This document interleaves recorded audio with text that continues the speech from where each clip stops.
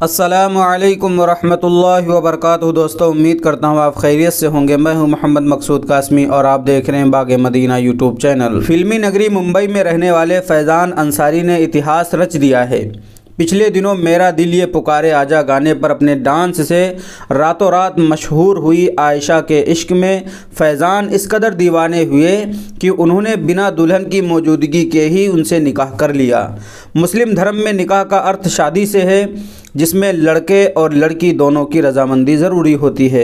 लेकिन यहाँ फैज़ान अंसारी नाम के शख्स ने अपनी तरफ से निकाह की जितनी भी चीज़ें थीं वो पूरी कर ली। उनके इस वीडियो का न सिर्फ भारत बल्कि पाकिस्तान में भी 2.5 करोड़ से ज़्यादा बार देखा जा चुका है। 11 मई 1996 को पैदा हुए फैज़ान अंसारी ने कुछ दिनों पहले ही पाकिस्तान जाकर आयशा से शादी करने और उन्हें अपनी बेगम बनाने में दिलचस्पी दिखाई थी। फैज़ान ने मीडिया से बातचीत में कहा था कि वो आयशा के प्यार में पागल हैं और अपनी ज़िंदगी में उसके जैसी खूबसूरत लड़की नहीं देखी। फैज़ान ने कहा था, जब से उनका वीडियो वायरल हुआ है मैं उन्हें देख के बहुत एक्साइटेड हो गया हूँ। मैं उनका वीडियो देख करके पागल हो गया हूँ। कुछ भी हो जाए मैं उनसे शादी करके रहूँगा। शादी के बाद हम दोनों मिलके ऐसे डांस करेंगे। हालांकि कई कोशिशों के बावजूद उसे पाकिस्तान का वीज़ा नहीं मिल सका। वैसे भी भारत और पाकिस्तान के बीच तनावपूर्ण रिश्तों की वजह से दोनों देशों के नागरिकों के लिए वीज़ा प्राप्त करना खासा मुश्किल है। फैज़ान के मुताबिक उसने आयशा से शादी करने का मन बना लिया है। ऐसे में वो दोपहर करीब 12 बजे बिल्कुल दूल्हा बनकर मुंबई के बांद्रा कोर्ट पहुँच गए और वहाँ शादी की जितनी भी रस्में हैं सारी की सारी रस्में पूरी कर ली।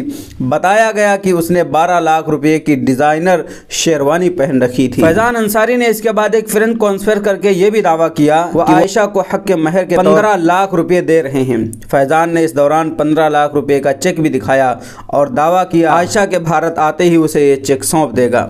बता दें, हक के महर इस्लामी शादियों में होता है, ये एक अहम हिस्सा माना जाता है।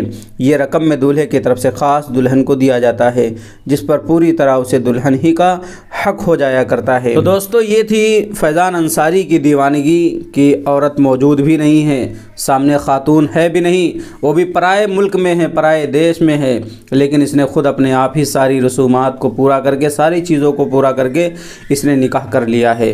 अब दोस्तों, आप बताइए कमेंट करके कि फैज़ान अंसारी का निकाह इस तरीके से हुआ या नहीं, या जो भी आपकी राय है कमेंट करके ज़रूर बतलाएं।